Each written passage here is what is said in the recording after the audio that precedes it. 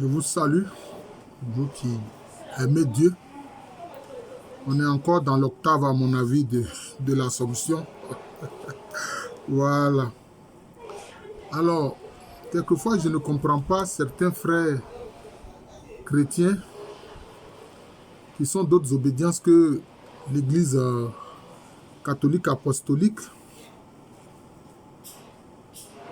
Ils veulent perpétuer la haine qui s'est développée en Europe de l'Ouest notamment, quand il y a eu la guerre des religions, après la réforme au XVIe siècle de Martin Luther, et qui a provoqué pratiquement une guerre entre les protestants et les catholiques.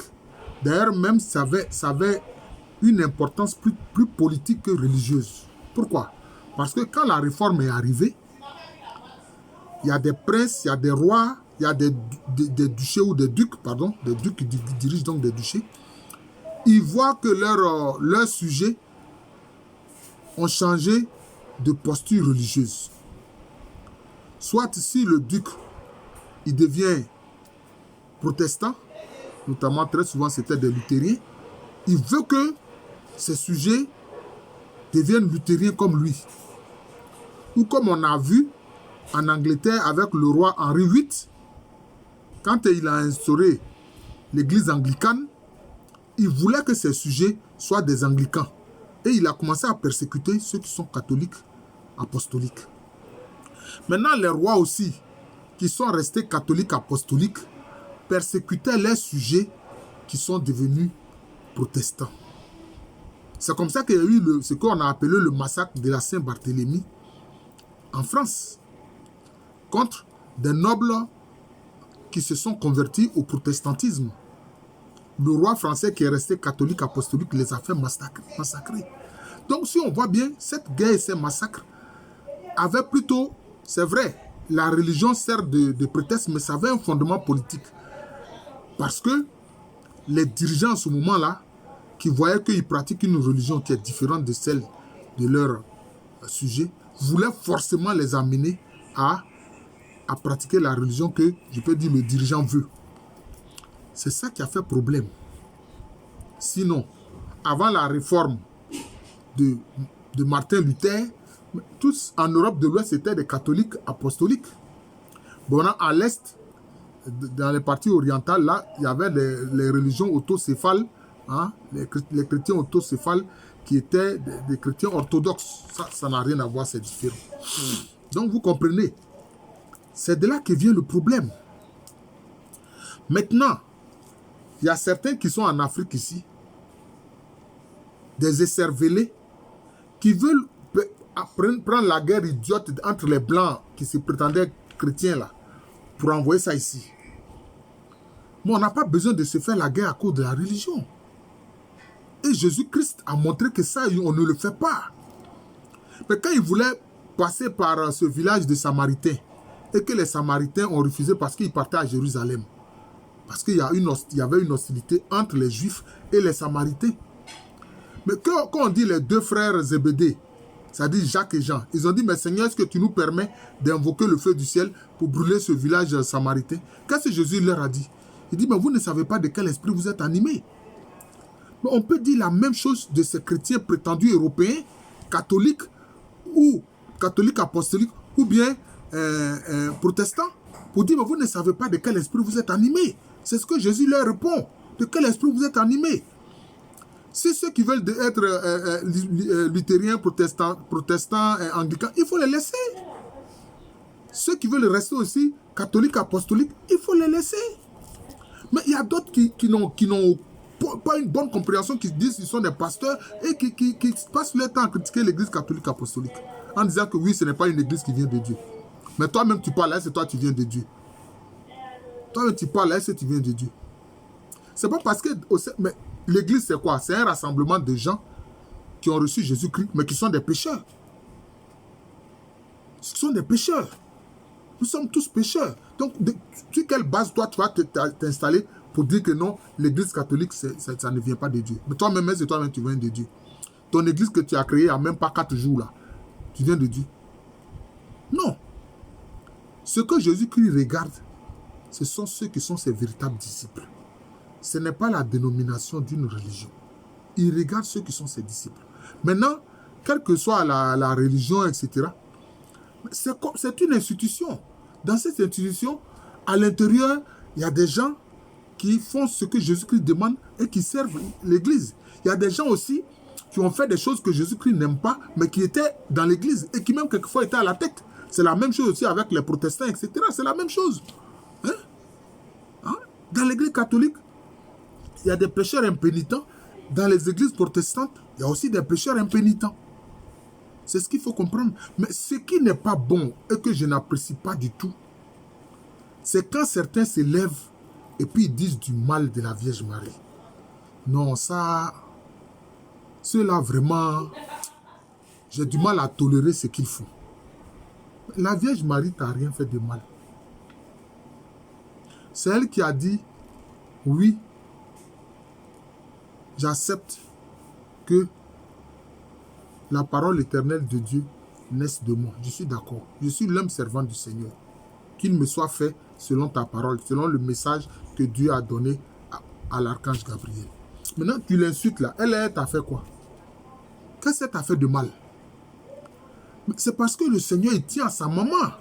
Que même au pied de la croix, il a confié la Vierge Marie à son disciple, l'apôtre Jean, l'évangéliste Jean, qui a pris la Vierge Marie chez lui, à la maison.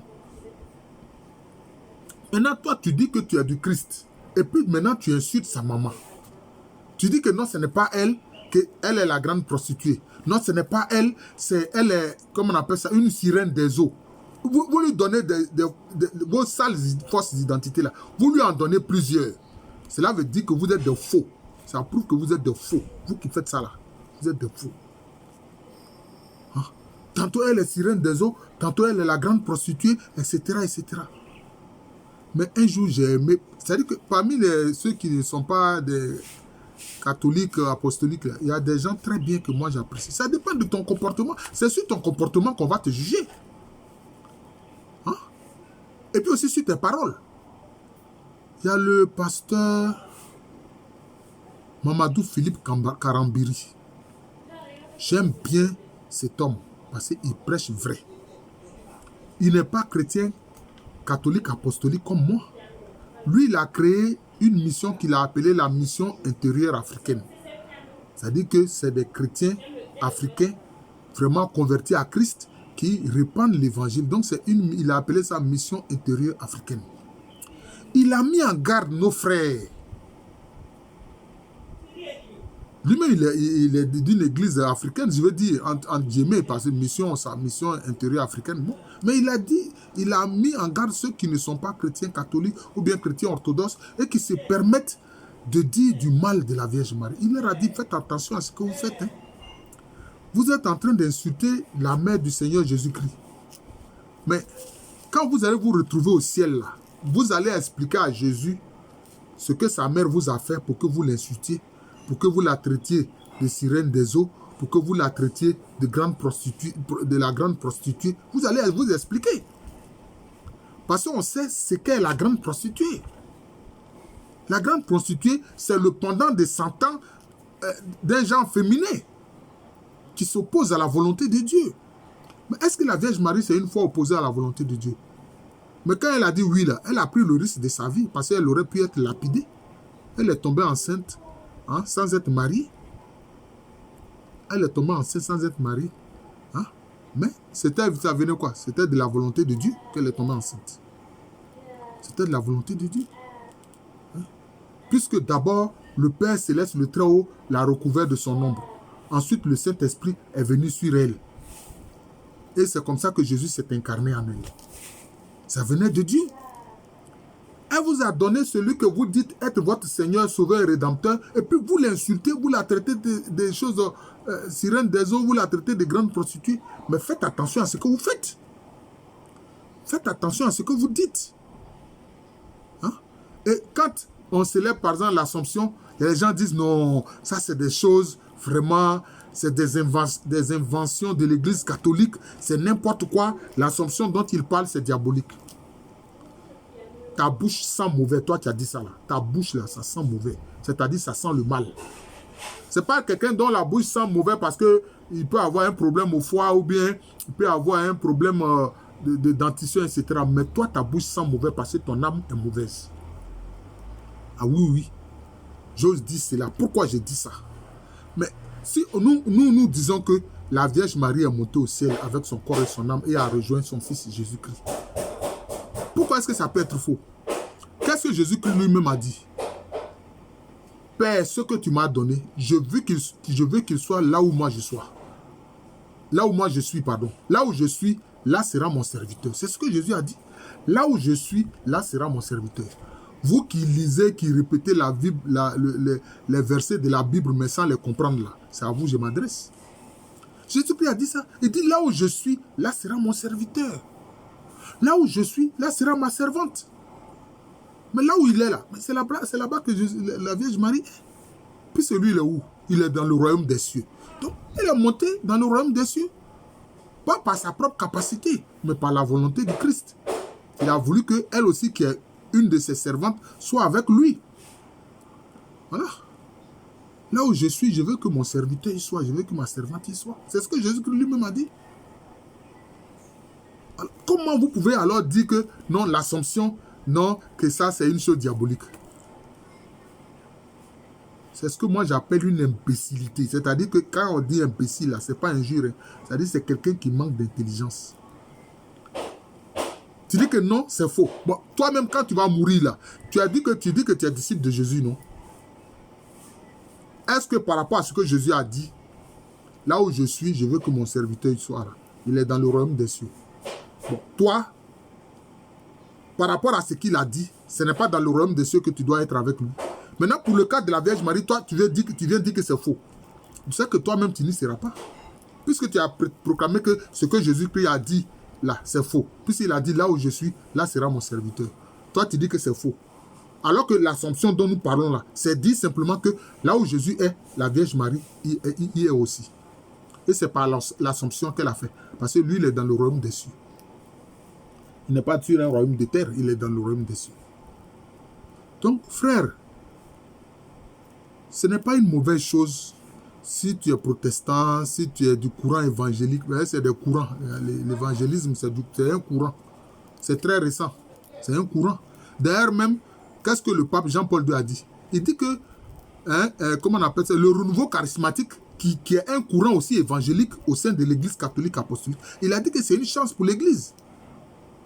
Donc, au sein même de l'Église catholique apostolique, vous avez des gens qui prient comme vous, là, vous les évangéliques, vous priez là. C'est le même mouvement avec nos frères de choses du renouveau charismatique. Ils prient de la même façon comme vous. Ils insistent beaucoup sur l'action du Saint-Esprit et la présence du Saint-Esprit en eux et en chacun de nous d'ailleurs. Donc, je vous en supplie, vous qui vous passez le temps à insulter la Vierge Marie, à dire du mal d'elle, à la traiter de sirène des eaux, à la traiter de grande prostituée, etc. Et à nier les vérités apostoliques, hein, les vérités évangéliques, hein, comme le cas de l'Assomption, parce que Jésus a dit simplement, là où je suis, là aussi sera mon serviteur. Là où il est, là sera sa mère qui est sa servante. C'est de ça qu'il s'agit. Voilà. Donc, attention. Je vous en supplie. Vous aimez Jésus-Christ comme moi. Ne fermez pas la porte sur votre entrée dans le royaume de Dieu. Je vous en supplie. Ne fermez pas votre porte sur votre entrée dans le royaume des cieux. Vous n'êtes pas obligé d'avoir la dévotion mariale. C'est une dévotion. Il faut faire la différence entre la vénération et l'adoration. Ce n'est pas la même chose. Les hommes ordinaires sont vénérés. Pourquoi est-ce que quand on dit le président de la République, tout le monde s'élève? Pourquoi? C'est une vénération. Est-ce que toi, tu ne vénères pas ta mère, tu ne vénères pas ton père? Si. Quelquefois, même quelqu'un qui a été ton enseignant, tu le vénères. La vénération, c'est quoi? C'est un grand respect. Ce n'est pas une adoration. Le terme théologique pour adoration, c'est latrie. Ça se dit latrie. Et pour vénération, c'est douli. Ce n'est pas la même chose. La vénération, ce n'est pas l'adoration. L'adoration, c'est reconnaître que la personne est Dieu. C'est ça l'adoration. Personne n'a reconnu que la Vierge Marie est Dieu, jamais. personne n'a reconnu qu'un saint est Dieu. Non, jamais. Voilà. Donc, il faut faire attention. Je vous en supplie, ne fermez pas la porte à votre béatification, à votre entrée dans le royaume des cieux. Voilà. C'est moi, Jean de l'amour de Jésus, c'est mon nom spirituel. À l'état civil, je suis le professeur Luc Amirele, votre frère en Jésus-Christ. Qu'importe la dénomination, je vous en supplie, ne faites pas cela.